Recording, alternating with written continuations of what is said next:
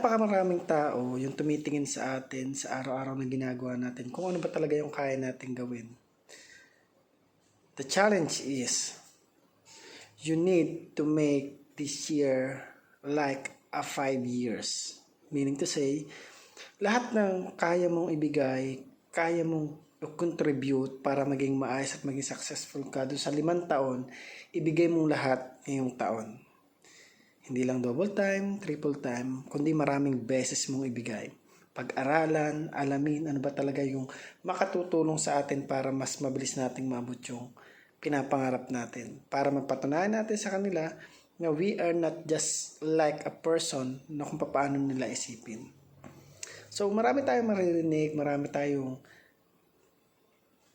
makukuha ng mga motivation sa ibang tao. Pero ganun din, marami rin tayong makukuha na disappointment.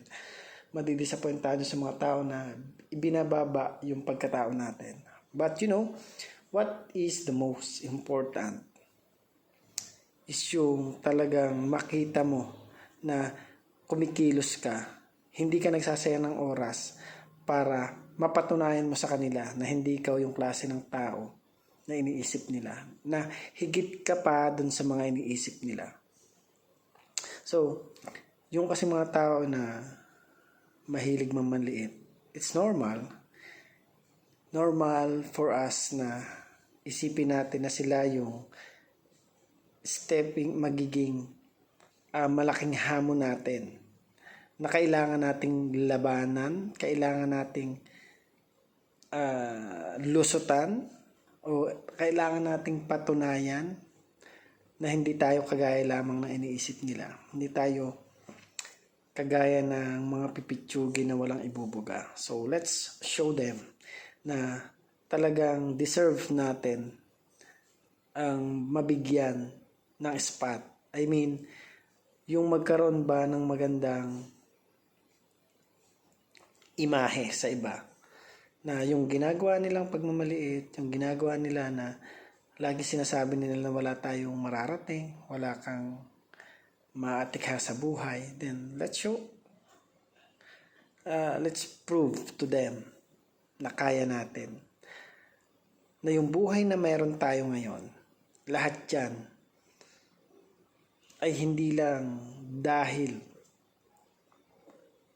hindi tayo nag-effort, kundi lahat yan ginawa natin yung very best natin para mapatunayan na kung bakit tayo nandito sa ganitong sitwasyon ngayon, kasi pinaghirapan natin yan. So darating tayo sa point na mahihina, pero again, you need to double time.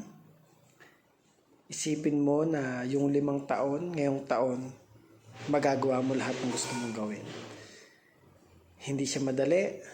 Marami kang dapat pagdaanan. Pero kung gusto mo talaga na maging maganda yung patutunguhan ng buhay mo, kailangan mo ng effort, ng commitment, at ng sipag at tiyaga para maabot mo yung pinapangarap mo sa buhay.